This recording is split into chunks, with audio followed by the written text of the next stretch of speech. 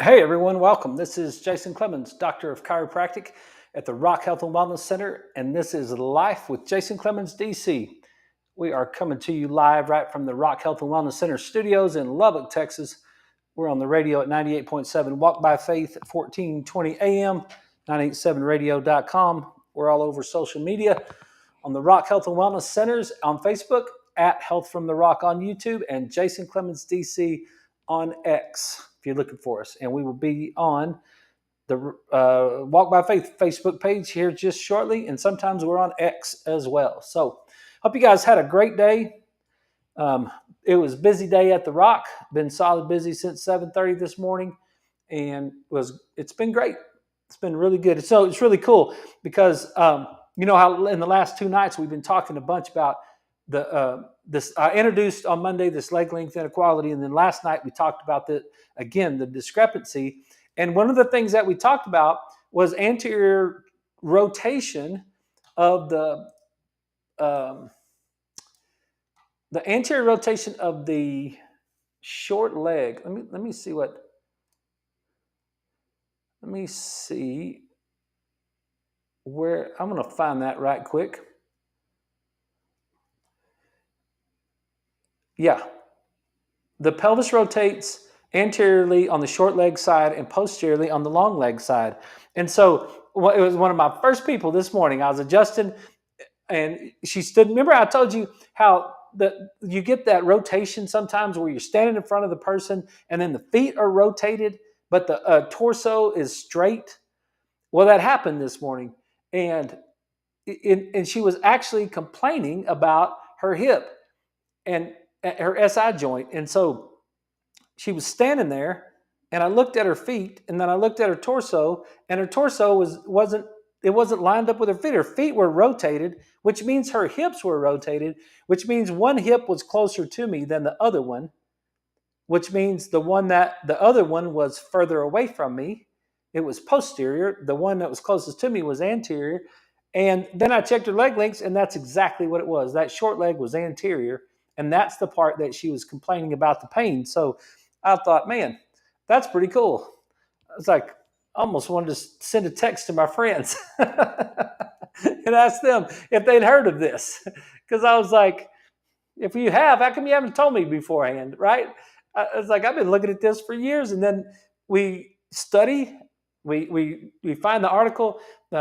Dr. Murphy pens the article, and it's right off the press. It just came out. I mean, it's not new information, but it's a new article in May 2025. In Gait and Posture is the name, is where it came from, and so I just thought, wow, you study, you take it into the clinic, you apply it, it shows up right there in front of you.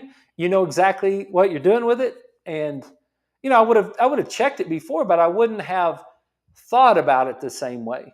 I might have checked it and adjusted it the same way, but I wouldn't have thought about it the same way. And I was pretty fired up about that actually. I thought, hey, that's pretty cool. Like, I mean, you study it and then it shows up in your office. That's why you got to watch out about what you study, because you don't want to. If you, I heard a doctor say one time, if you go to a shoulder seminar, you'll get a bunch of shoulder patients, and if you go to a foot seminar, you'll get a bunch of foot patients. So you really got to be careful. You want to make sure you don't go to some crazy kind of seminar. You'll end up with all kinds of patients. But um, yeah, I think it's cool, and I think it's part of what you guys know. The part of this show is being able to bring that stuff to you. Like we're talking about stuff here on the show, and then we're going right into the clinic, and we're working on it. It's like real life stuff every day that we bring to you, and it's not it's these shows aren't pre-recorded. This is live right now. We're live on the radio, which means we're live on social media, and we don't edit any of these shows, as you can tell. It's just live stuff, and I literally got finished at 5:53 with my last patient. I came in here, looked at the clock. It said 5:53, and I still had to go wash my hands and wipe my glasses off. And so I got back over here and put my headset on. I think it was 5:58 when I put my headset on. So we are really um, live. We are clinically live, and then we're just coming right to you from there. So The stuff that's going on is real life stuff. That's why I like to share the stories. And one of the things that when you become a doctor and you start seeing multiple patients every day, and you see the story repeat itself. Like you'll see the same type of issue come in over and over and over in different people, right? Well, for those people, it's their only time that they've experienced it. And I get that. It's the only time you have ever experienced your problem, maybe, but I've experienced it thousands of times now. And so it becomes where I've seen this lots of times, but for you, it's like it's a big deal because it's the only time you've ever seen it. You're kind of like you're wondering what's going on with me, what is happening, why is this happening, what is the deal, and so um, that's why I like to share the stories with you, because if you've listened to this show for a while and you now you're starting to hear these repetition of stories, it's like, oh, I get it, like this is what's going on, these are some of those things that are happening, and so I think it's beneficial to share the stories that we do in the office. And we mix them up. We don't ever identify anybody, so we're not breaking any HIPAA laws like that, but I think it's cool. So there's a couple of offshoot articles that came along with this article that we broke down last night that I want to go over tonight. I want to go over that and talk about that again. But before we do this, there's a few conversations that we had, and you know how I like to do that. I like to share some of the conversations that we had today, and there's a conversation that it tends to just keep coming back and coming back and coming back. And I just want to, I thought, I know that it's got to be, if it's this common inside my office, it's got to be common outside my office. And it's got to be important to you. And so I thought we would just, before we get into, there's like 4 or 5 articles I've got open tonight that kind of go along with the gait stuff, but it talks about different aspects of the gait, leg length discrepancies. It talks about a few different aspects of it. So we'll get to it here in just a minute. But when I was a junior in high school, I think it was Mr. Castillo's class. I think that was his name. Really good dude. He was a young teacher. We liked him a lot. He was a lot of fun, and he taught us physics. And it was an honors physics class. And we had this contest to see who could build the strongest bridge. And you got to use popsicle sticks or toothpicks and glue. And that's the only thing you could use is glue, toothpicks, or popsicle sticks, wooden ones. And you had to make a bridge, and then we were going to test it. He had this little thing that he was going to set on top of your bridge, and then he was going to put weights on it, and he was going to see whose bridge could handle the most weight. And so, or any of the bridges be able to take a certain amount of weight or whatever. I don't remember exactly the parameters of it, but it was 30-something years ago that we saw this.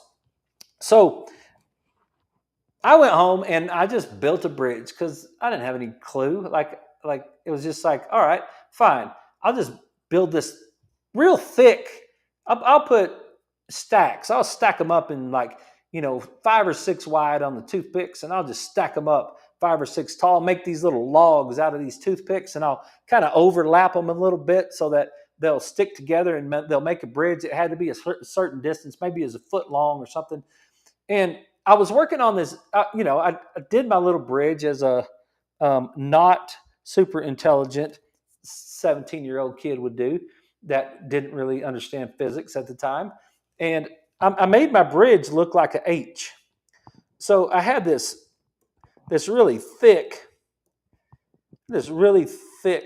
line, the bridge that came across, and it was like all made out of toothpicks, and it was really thick in there like that. And then I just kind of brought a leg down, straight down out of there. It kind of looked like a table type of deal. And then I just brought a leg straight down out of there like that. And that's kind of what my bridge looked like. It it really looked like a table. And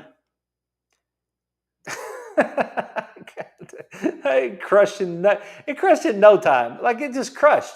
He put that thing on top of it, whatever that deal was that he had, and it kind of was built like this, and then it had this little cylinder thing in the top of it, and he would set the weights. He had a little like weight, like in a gym, you have little weights, 5 pound or whatever weight. He'd set the weight on top of it, and then just see if it would hold up. I guess I had 2 legs on each side. I don't remember, but I know that was somewhat what the shape of my bridge was. And then he put that thing down on there, and it broke in no time at all.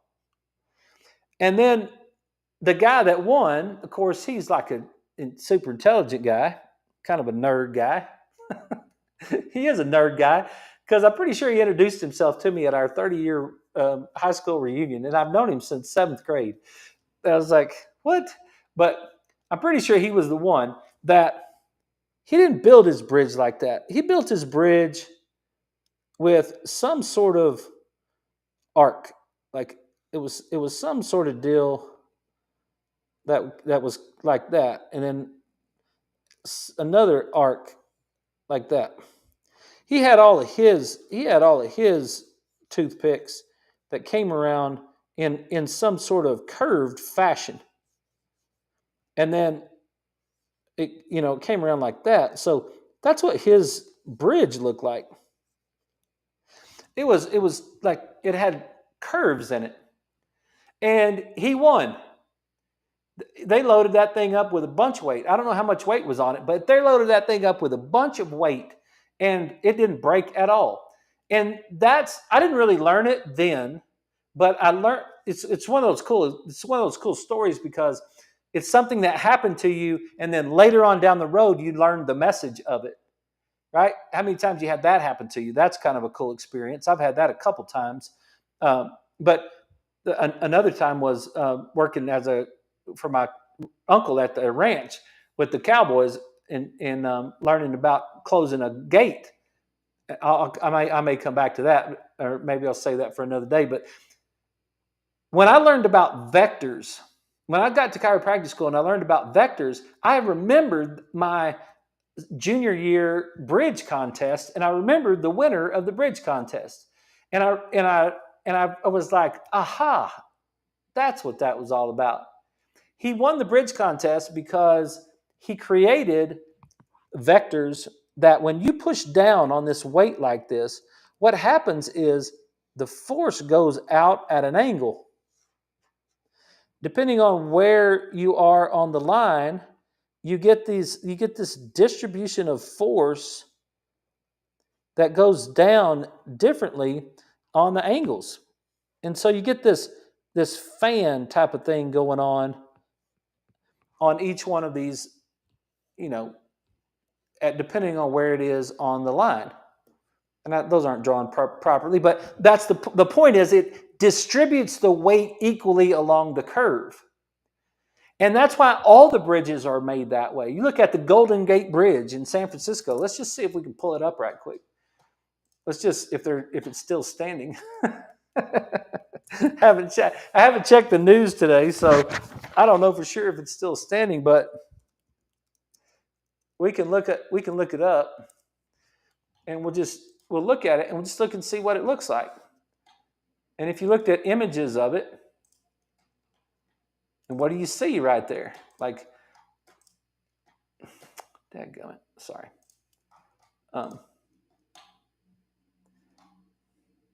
Yeah, what do you see when you look at the Golden Gate Bridge?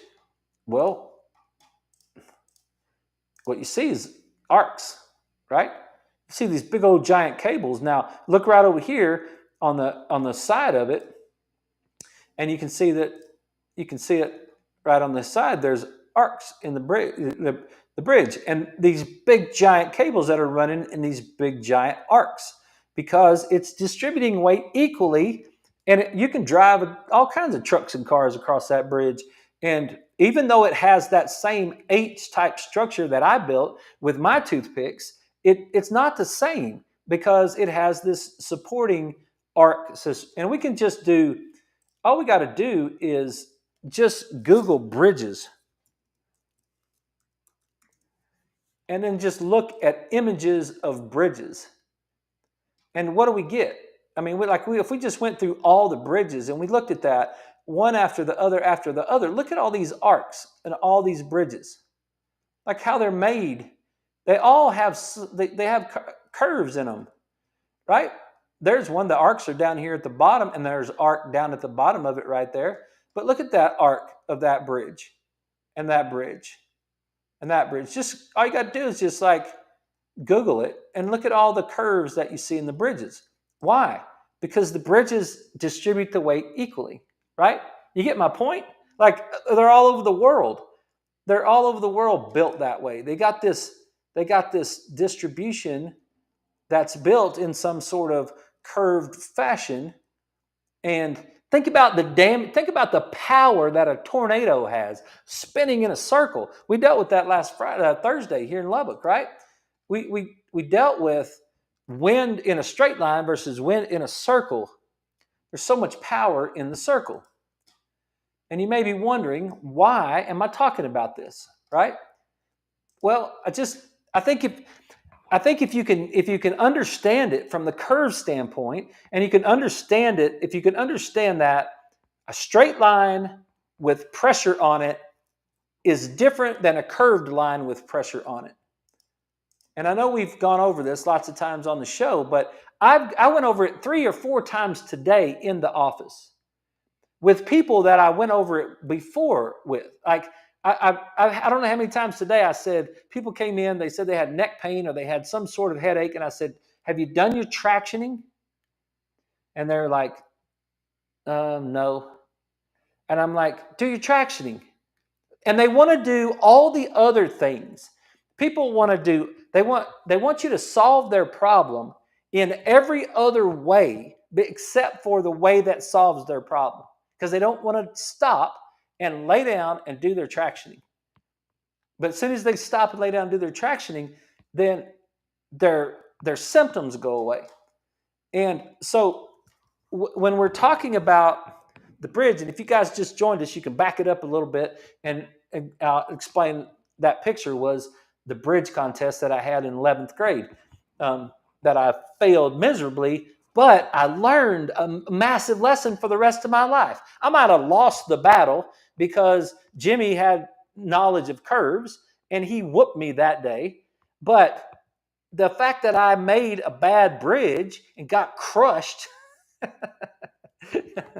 has now meant something to me for the rest of my life. And it means something to you too, because a cervical curve in the neck, when you look at the cervical curve in the neck and you put the head on top of the cervical curve, and you've got this curve underneath it, what you've got is you've got vectors that are coming off. They're coming off at angles on that bridge. Sorry, that wasn't a very good one, but you got different vectors of that curve. So now let's place the vertebra and the disc in there. Let's just put the disc in there at each one of these vector lines. And you say, okay, what are the dynamics of a disc? What is a disc for? What does a disc do? What are loads and forces on the disc doing to me? What if I put one vertebra and I put another vertebra and I've got a straight line, what's going on with the disc inside there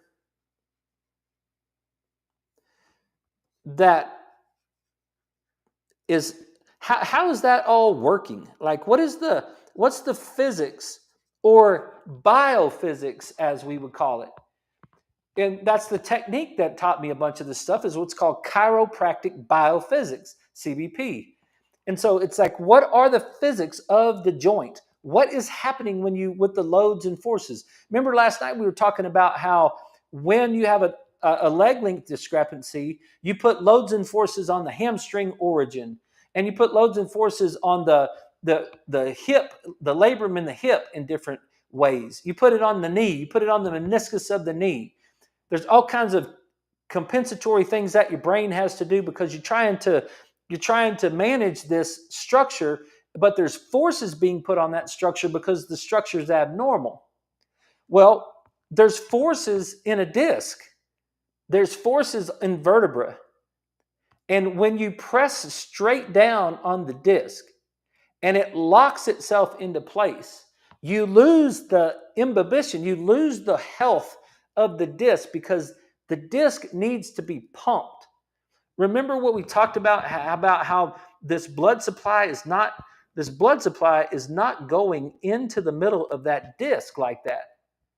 The blood supply is coming through the middle of the vertebra and going up and down at the end plate, and it's getting pushed into the disc. After about the age of 25, I think earlier than 25, you still have a little bit of blood supply to the disc, but from what we've researched and everything on the show, what we found is that that's the way it works. So we've got to have a pumping action of the disc. Remember, movement is life. Movement is life. It could be said movement is good life. But when it stops moving, it becomes sick. It starts to degenerate. It starts to go towards bad health in that particular segment. So if you take this same exact spine and now you straighten it out, instead of having a curve, you've got a straight spine. Military neck, they call it, right? People say, well, yeah, I've lost the curve in my neck. They say it like it's nothing. But I could probably do another 180 shows on the damaging effect of the loss of the cervical curve. I bet we could break it down until you guys were throwing up.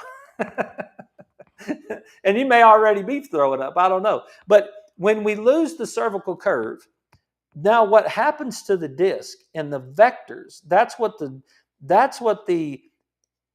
toothpick bridge contest taught me. It didn't teach me while I was doing it. It taught me years later, but I get it because of the bridge contest. Because I failed the bridge contest and Jimmy won. That kind of ticked me off because I didn't like losing to a little nerd that was smarter than me. So I remember it, right? It's like emotional response that I remember. And I'm like, I got nothing against Jimmy. I don't mean that in a derogatory way. He was smarter than me. He probably still is smarter than me. But here's the vectors, right? Now what we're getting in vectors is we're getting this vector situation to where this one is going straight down, and so is this one, and then so is this one, and then so is this one, and then that one, and then that one.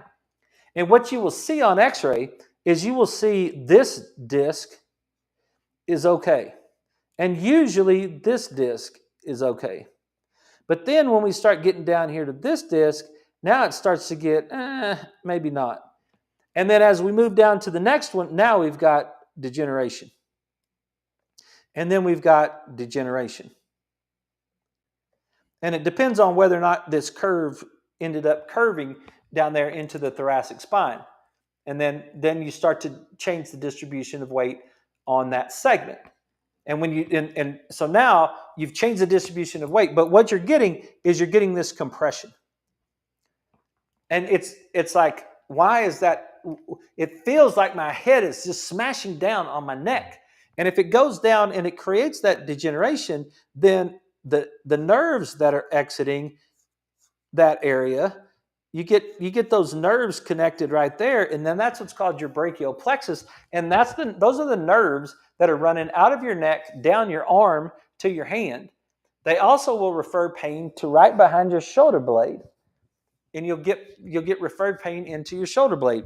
So when that disc degenerates, it will start causing some of this shoulder dysfunction and hand numbness.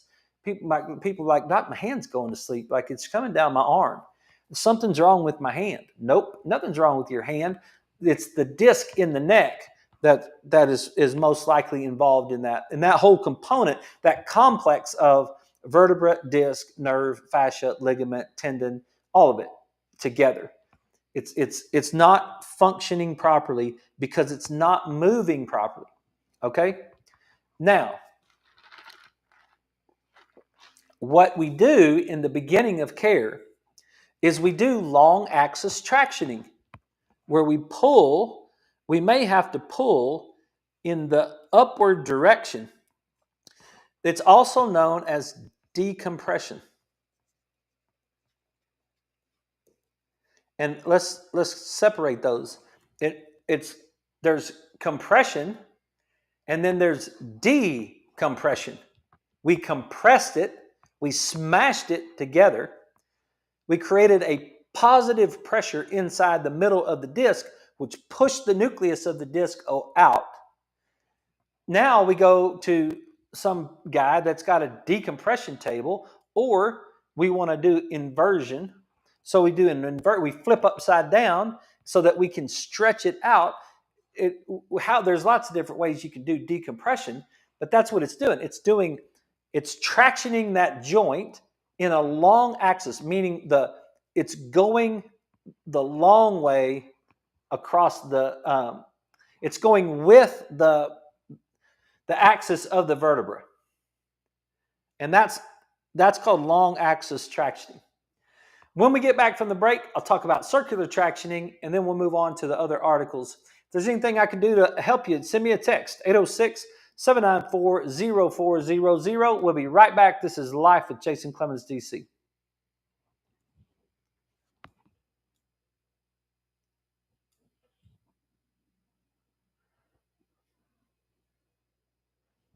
We'll take a little break while we're waiting on the commercials, because I do want to explain that. I know they can't see it on the radio, but some of them can hear it, can see it at Walk by Faith Facebook page, and they can kind of see some of it. So we'll just kind of take just a second. Hey, Lewis, hope everything's going good. Everything is good in Lubbock. Just broken windows and jacked up roofs. That's it. But everything's good at the Rock. Everything's good with our family. We're doing good. Jacob's in New York City right now. Took a group of kids from Pascal High School to New York. They're going looking at shows on Broadway and all that sort of thing. They did it when they were in high school, and now that he's teaching, he gets to take the kids with him. So that's what he's doing.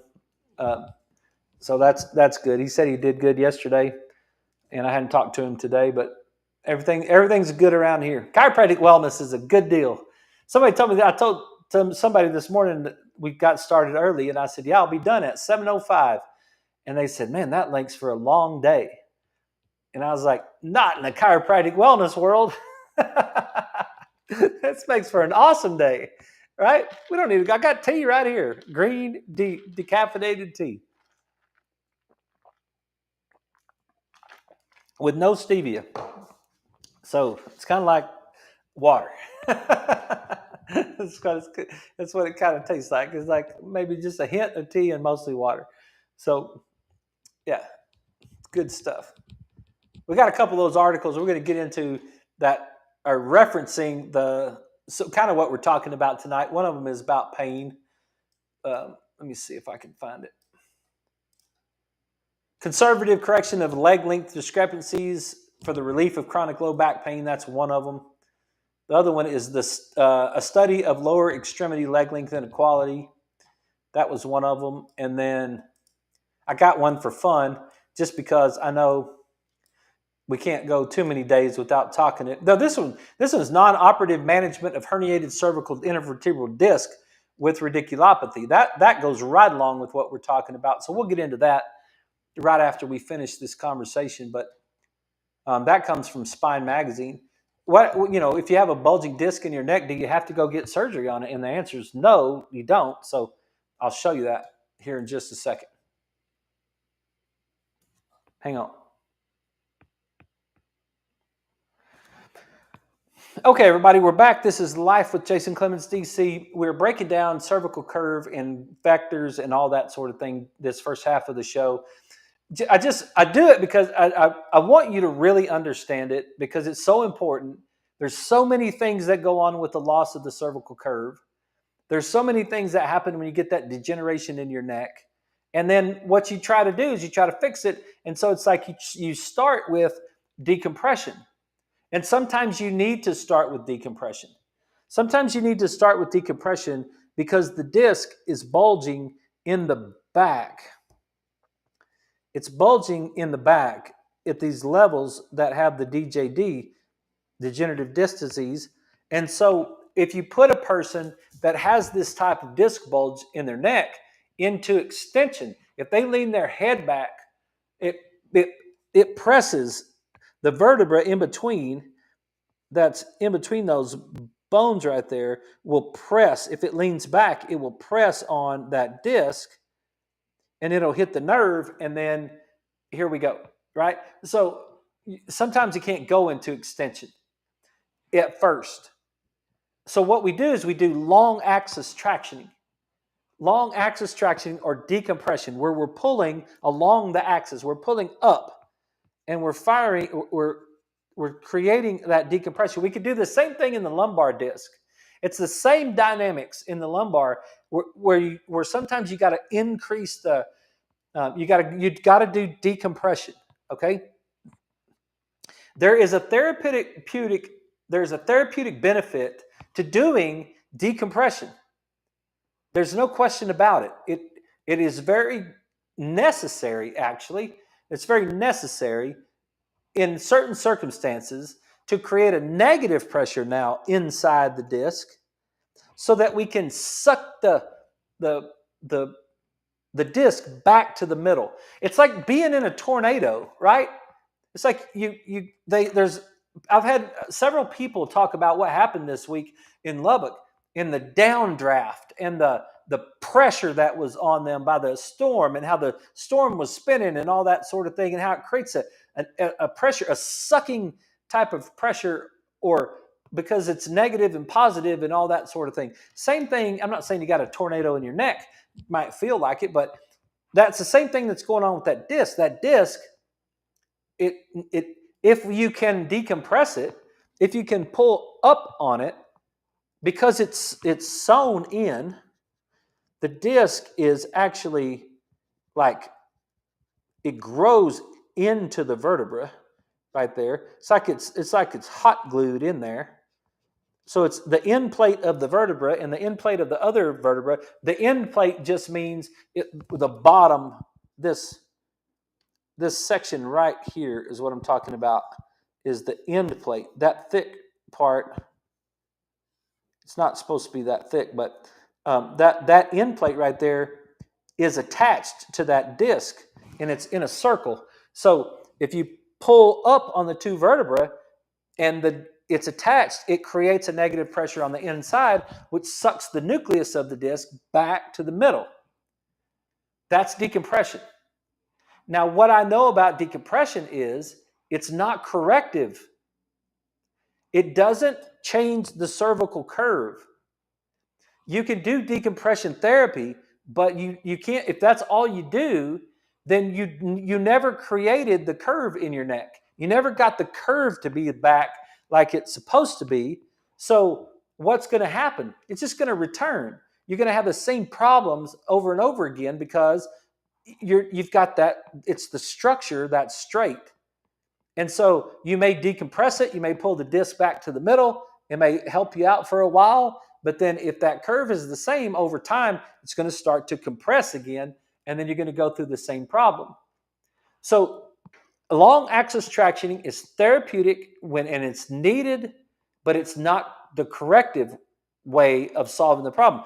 The corrective way of solving the problem is called circular tractioning, where you have to come in at an angle. You have to come in like perpendicular to it. And now you have to bend it. You have to bend that curve over the angle. And now we get our arc back. Right? That's what we have to do to get our arc back in our neck. And it's not the only thing that we have to do, but that's a thing that will help with the whole process is to go circular. Bring the tractioning in from the side. And it doesn't matter how you do it. You can tie a rope to the wall and pull it up underneath you and then put a weight on your head and pull your head backward. It doesn't matter. I think the the Dakota Wedge traction unit that we use in the office is the best one. But that's why we use it. But that's what we're doing is we're creating circular tractioning. Circular tractioning to try to now reestablish the proper curve in the neck by stretching the anterior longitudinal ligament and the anterior part of the disc. Now, we can use AMIT as well. We can use AMIT to work on muscles that have been turned off to come around. We can use brain, we can use neurology and fire the frontal lobe, which we will do all this stuff. We can fire the frontal lobe to get the flexor muscles to relax a little bit so we can go into extension. We can work on the whole posture. We can work on we'll do the overhead touches and the pursuits and all that stuff that we do in the office to work on bringing your neck and shoulders back up, get your lats involved, pull your shoulders back, and get your posture back. Those are all things that are related to it. And those are the things that are corrective. Now, when you do this, what you're going to get is there's a certain amount of time that takes place with this whole deal. And when you graph it out, and I use the example, and I know I've said this on the show, we might have just done it 2 weeks ago or something, but this is a highlighter. This is plastic. This lid is plastic. If you pinch your skin on the back of your hand, that's elastic. If you got a rubber band, that's elastic.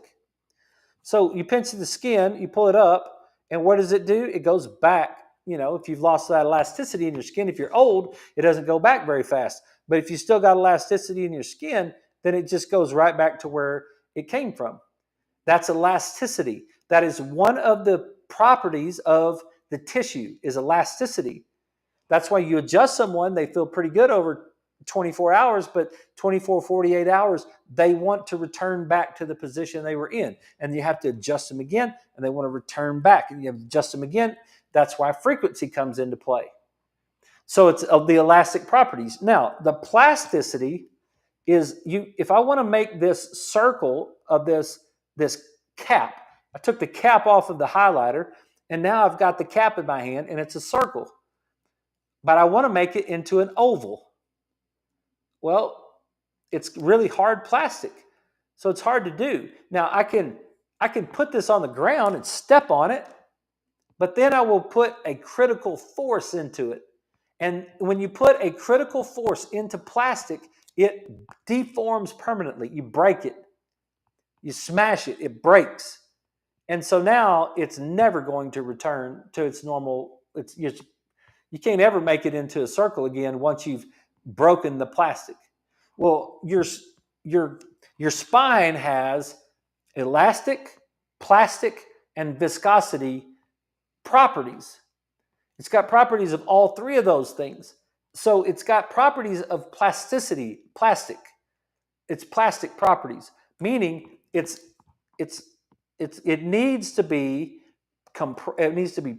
pressed and held over a period of time, over days. So, you need it. It's about 500 seconds. It's 8 minutes. It takes about 8 minutes, and you get a little bit of work done. And then all of a sudden, after 8 minutes, it just goes up to 18 minutes. And then it flattens itself. Well, not that flat. Then it flattens itself back out after 18 minutes. And so the difference between 18 minutes and 2 hours is almost nothing. But the difference between 8 minutes and 18 minutes is significant between the two. To overcome the plastic properties of the tissue, according to CBP, chiropractic biophysics, and they're the most studied people on earth when it has to do with this corrective care stuff. Okay? So when you do your tractioning at home, if you want to correct your cervical curve, if you want to get your cervical curve like it's supposed to be, then you've got a traction for up to 18 minutes. You can't traction for 5 minutes and say you did your tractioning. I had that a lot. People will say that a lot. They're like, "Oh yeah, I do my traction. How much? Oh, about 5 minutes. I just can't go. I can't go more than 5 minutes." Like, okay, if you can't go more than 5 minutes, you better have like a real neurological problem. Like you better be passing out, or your hands better be on fire, or something. Otherwise, buck up, little camper. Whatever that saying is, right? It's like, no, let's go. Add another minute. Add 2 minutes. Add another minute. Don't tell me you can't do 18 minutes. You can do 18 minutes. You just don't want to do 18 minutes. And if you do, then you'll get that curve restored. You'll take that pressure off of that disc, and things will go back to like they're supposed to. Okay? That right there is something that's 3 or 4 conversations today over that right there with people who've had the conversation multiple times already. That's the way that works. Okay? Cervical tractioning is very important to your health. We didn't even talk. All we talked about was the biomechanics of it. We did not talk about the neurology of it. And it's more important to me, the neurology of it, what it does to the brain. It's very, very important. That's why these kids today, they're not the same. They're not the same because their curves are wrong because they got a phone from the very beginning. And if you get a phone from the very beginning, then it's your head is down, your curve. They come in and sit in my office like this. They're just looking straight down. They're sitting in the chair, and their faces. They got the phone in their lap, and their heads are down like that. I just look at their parents, and I'm like, "Do you see you see that right there? That you see what your child is doing? Your 6-year-old is sitting in that chair with their head down like this, reversing their curve. What's going on with their neurology? What's going on with the biomechanics? It's great for me. I mean, it's like roofers in a hailstorm, right? It's like these guys around here, the roofers are so happy right now because all the roofs are damaged because of the hailstorm. So, and I got a great roofer. If you need one, you can call me. I'll get you hooked up with my roofer. But it's like, man, it's great. Hey, all this disaster is great for the window people and the plywood salesmen and the roofers. That's good news for them. It's good news for me that we're going to have all these jacked up kids, all these 25-year-olds that come in here that are all jacked up because they've been on phones their whole lives. It's like there's never been a better time to be a chiropractor. Yeah, and that's the truth because it's just like killing them. But if you wanted to do something for your kids to help your kids be better, you could get that phone out of their hands, or at least get it and make them hold it up. So, all right, let's go on with this and move along. And I just want to show you this first article that it goes along with what we're saying right here. And this is non-operative management of herniated cervical intervertebral disc with radiculopathy. What does that mean? This say, hey, is it possible? I have a herniated disc in my neck. It's bad. It's hitting the nerve. It's running down my arm. Is there anything I could do besides have surgery? Okay, let's see what these guys decided. This is in Spine Magazine. This goes back all the way to 1996. All right, 96. My last year at New Mexico State. One of my best coaching years I ever had. We were 2-9. my kids got better every week. I'm proud of that. I'm proud of that coaching job I did. All right. This is from a whole bunch of 3 MDs right there. Okay. All patients underwent a systematically and uniform applied treatment program with increasing interventions and further pain control as we needed. The role of surgical versus non-surgical treatment of patients with cervical disc herniation has not been adequately studied. This was back in 96. The majority of published data reflects surgical outcomes, with little available data regarding the outcome of non-operative treated patients. Frequently, these patients are treated surgically if they have neurologic loss or radiculopathy, it's hitting the nerve root and running down the arm, that persist after rest or minimal intervention. In the author's clinic, patients with cervical herniated nucleus pulposus and radiculopathy are treated with an aggressive physical rehabilitation program. So the method, 26 consecutive patients with cervical herniated nucleus pulposus and radiculopathy were evaluated by an investigator other than the treating physician. The follow-up time was more than 1 year in all patients. Data analyzed included symptom level, activity of function level, medication, and ongoing medical care, job status, and satisfaction. Inclusion criteria was a focal cervical disc protrusion of less than 4 millimeters identified on an MRI and a major complaint of extreme pain compatible with cervical radiculopathy. Exclusions was canal stenosis, symptomatic cervical myelopathy, where now we're getting some muscle involvement, or conditions that precluded anticipation or participation in the rehabilitation program.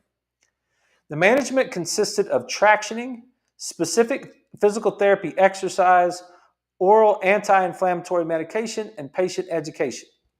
Now, I don't know what the physical therapy exercise is. We sure wouldn't do the oral inflammatory medication, but we do the tractioning, the chiropractic exercises, and the adjustments, and the neurology, and the AMIT, and the rest of that stuff that would go along with it, and the patient education. And that's what we just did for the first 30 minutes of the show, was the patient education to get you to understand that if that curve is wrong, it's pressing on that disc is bulging. That's one of the things that I think is so important to ask. Nobody really wants to ask it because it hurts, you're in pain at the time. But the question is, why is the disc bulging? It didn't just spontaneously bulge. It's bulging because there's some sort of force on that disc that's making it bulge. Now, you could have gotten bucked off of a bull or something and landed right on top of your head and done that. You could have been, one of my ladies said her son was ejected from a moving truck and he's got bulging disc somewhere. There's some ways that you can get a bulging disc, right? And so there's some reason for it. Now, what can we do about it, right? The majority of patients presented with neurologic loss. The results: 24 patients were successfully treated without surgery. 24 out of 26, which is 92%. 20 patients achieved a good or excellent outcome. Of these, 19 had disc extrusions. So these discs were bad, like they were really bad, but they resolved. 2 patients underwent cervical spine surgery. 21 patients returned to the same job. Conclusion: many cervical disc herniations can be successfully managed with aggressive non-surgical treatment. Progressive neurologic loss did not occur in any patient. It didn't keep getting worse. And most patients were able to continue with their pre-injury activities with little limitations. High patient satisfaction with non-operative care was achieved on outcome analysis. Yeah, of course, right? It's like, now, what I always say about surgery is that you can always have surgery. But once you have surgery, you cannot undo it. It's done. It's done. You cut the tissue. You cut through all that fascia that we talk about with our cupping and all that stuff. You cut through the nerves. You cut through the muscle. You're messing with that disc. That disc has innervation. Like, it's like, now we're just this idea that we're just going to clean it up a little bit. We're just going to go in there and, Doc just went into my shoulder and he just went into my back and he just he scraped off the part that was bulging and then he just cleaned it up a little bit in there. Do y'all realize the cleaning it up in there is scraping nerves off of areas? It's scraping things that have nerve supply. Like when you just scrape that disc off of there, it's like now, even in the study, there was 2 of them that had to have surgery out of the 26. So even the conservative care didn't solve the problem. But the reason I wanted to share this and how cool it was that it went along with the conversation that we had today was those two things match. This problem leads to the bulging disc problem. And the bulging disc problem doesn't mean you have to get surgery. It doesn't mean that you have to get surgery. You can get conservative care, aggressive conservative care, whatever conservative care means. I mean, conservative care just means non-surgical care. So you can get non-surgical care, but it needs to be aggressive non-surgical care. We got to get repetition. Why? Because of elasticity and plasticity and the viscosity, the physics of that. That it's going to want to pull. It's got to be moved, and it's going to come back, and it's got to be moved, and it's going to come back. It's got to be moved, and it's going to come back. And it's like we got to repetition, and then we'll solve the problem. So let's say for a second that you're a wellness patient. Remember what we said last week with Dr. Chestnut? We were talking about how maybe that was Monday, but I think it was last week. The difference between what was his? I got it right here. The only difference between day 1 and day 1,000 is the frequency of the chiropractic visit, adjustments, essential nutrients, drinking water, all those things. What does an acute patient need that a wellness patient doesn't, and vice versa? Exactly. That's exactly the gospel as far as I'm concerned. The only difference between the wellness person and the acute pain bulging disc person is the frequency of the adjustment, and maybe we do some tractioning, long axis tractioning instead of doing circular tractioning. But the wellness patient on their 1,000th visit is still doing their tractioning. It's part of your spinal hygiene. It's just part of the way you take care of your spine. You brush your teeth every night or every morning. You brush your teeth from the time you're 3 till the time you don't have teeth anymore, and then you brush your dentures until you die, right? Who stops brushing their teeth? How many people say, what are you talking about? These dentists are insane. They're expecting me to brush my teeth twice a day, every day, for my entire life. Like, I'm 54 years old. I've already brushed my teeth twice today. So I brushed them when I got up, and then I went and worked out and then at lunch, and then I came home and took a shower, and then I just brushed them again right there real quick. And I'll brush them again tonight before I go to bed. And I've been doing that since I was 3. And I never one time thought to myself, I've brushed my teeth enough. I'm not doing that anymore. That's ridiculous. But if we say, you got to maintain your tractioning, you got to continue with your cervical tractioning to continue to keep your spine in good health, it's like, no, I'm not doing that. I'm not doing that. Okay, fine. Well, when you don't do that, what will be the result of it is it'll move back towards that loss of curve. Because why? Because you're going to spend a lot of your time with your head down. And you're going to look down at stuff, and you're going to cook dinner, and you're going to look down at the cabinet, and you're going to work on things at work, and you're going to have your head in all kinds of positions, and you're going to look at your phone, and you're going to bring your head back down, and you can bring your head back down, and you're going to bring your head back down, and the anterior longitudinal ligament is going to shorten, and then your curve is going to come forward, and then we're going to lose some of that brain function, and we're going to lose that curve. And if you lose it, you need to restore it. So, yeah, it can be done. It can be done. The sentence, and I've said this to you before, the sentence, people tell me, I got a bulging disc in my neck, I can't be adjusted. That's what medical doctors will actually tell you. Nurse practitioners and all that sort of thing, they'll tell you, oh, well, you got a bulging disc in your neck, you better not go see a chiropractor. That's like saying, well, you got a cavity, you better not see a dentist. Like, that does not even make any sense. It makes no sense whatsoever. It's like you have a bulging disc in your neck because you have abnormal function of what's going on in your neck. Like, it makes total sense to get adjusted. Now, how we adjust you might be different. It most likely will be a different. It may be really slow. It may be really easy. We might just do a little bit of movement in the first few, 2 weeks or something like that. But yes, that's something that you can do, right? I don't know, Dr. Murphy. We only have a couple minutes. We got a minute and 22 seconds. So let's see what the author notes. Typically, surgery for disc herniations occurs when a patient has significant extremity or myotomal weakness, severe pain, or pain that persists beyond an arbitrary conservative treatment period of 2 to 8 weeks. For non-valid reasons, cervical disc extrusions have been frequently considered a definite indication for surgery. That's a big sentence. For non-valid reasons, right?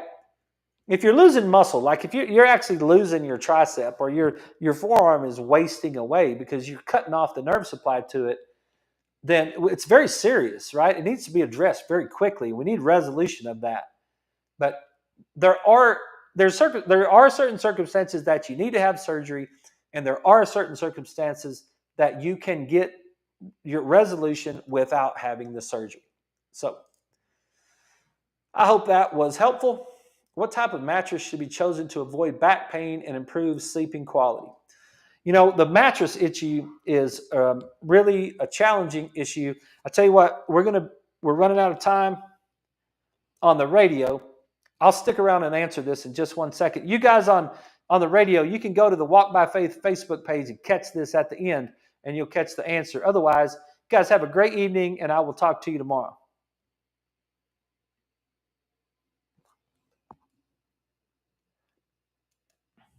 Here's my opinion, and I don't really know that I go with the mainstream on the mattress thing.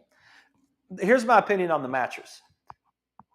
I think sleep is more important than posture for the 8 hours that you're going to be in bed. And this is Jason Clemens talking, just my own personal opinion on that, okay? I see a lot of commercials about the posture of sleep and all that sort of thing. I don't care. No, the number one thing I want a person to do when they go to sleep is sleep. I don't care how they sleep. I don't care. I think the best way to sleep is on your stomach. And that's because it's going to make you breathe and it's going to keep your brain oxygenated. But then that's not mainstream philosophy, because a lot of people will say, well, don't sleep on your stomach because it's going to turn your neck. I don't care if you turn your neck when you sleep. I don't care if you sleep on your head. I don't care if you sleep in the back of a truck. It makes me no difference where you sleep. If you're getting good quality sound sleep, I think that's the most important thing. I'll take care of. I think the quality sleep will trump the postural things while you sleep. Okay, so however you sleep, sleeping on your stomach is best. Other than that, I don't care. Just make sure you're getting sleep. Okay. Having said that, the mattress is to avoid the back pain. I really think that's on an individual basis. And when I make recommendations for mattresses, I tell them to go and make sure they try them out. Like they try a bunch of different mattresses out. And then my biggest thing with mattresses is to be able to return them. Like if you buy a mattress, because there's lots of places here in the United States that you can go get a mattress and they'll give you 30 days or 60 days or whatever to try it out and to see how you sleep on it. And some people like the Tempur-Pedic type mattresses. I don't like the memory foam. People like the memory foam mattresses. I don't like the memory foam. The way I'm built, my hips are the biggest part of my body, and so it goes down into the foam, and so I feel like I'm sleeping in a hole on those. Some people like a firm mattress. Some people like a soft mattress. I really can't answer that question I think it's an individual thing for sleep. If you can get a good pillow, if you can find a good pillow, people ask me about pillows today. If you can find a good pillow that you can get sleep in, I think the room needs to be cool. I mean, here's this is from Matthew Walker. I just happen to have this sitting right here next to me. Unplug your electronics in your bedroom, black out your curtains, keep the bedroom cool and dark, plenty of fresh air, take a warm bath or a shower before bed, no eating or drinking after dinner, urinate before you go to bed, no blue lights from screens, decrease multitasking. That came from the just good sleep hygiene stuff from Matthew Walker. Matthew Walker, Why We Sleep is the book that it taught me a lot about sleep. So as far as the mattress goes, I don't really have a good answer. If you sleep on your side, I think your nose and your sternum being lined up is probably biomechanically the best option. Like if I'm sleeping on my right side and I had a really flat pillow, my head would be tilted, and with my head being tilted, now I'm sleeping this way. If I have a really fat pillow, then now it's pushing me that way. So if you're laying on your side and you think about it, where is my nose in relationship to my sternum? Maybe that's good. The other thing is I might try to slide my head back. Instead of like bringing my head really forward, I might try to like think about that when I'm sleeping on my side, just try to translate it back. As long as those things don't interrupt the sleep. Those are the things that I might say. Um, and that's I hope that's an okay answer for the mattress. We go to, like, you can get them here in Lubbock. There's multiple places that we get them, but the place that I recommend, it's Denver Mattress here in town. So go over there because I know that they'll let you return that mattress. You can sleep on it for 30 days. If you don't like it, you can send it back. That's the big thing with the mattress, because you might have to work through a couple of them and then you can get good quality sleep. I hope that answers that question acceptable. Thanks for watching the show, and thanks for sending in that question. Other than that, thanks for sticking around a little bit longer, you guys. You guys have a great evening, and I'll be back tomorrow night at 6.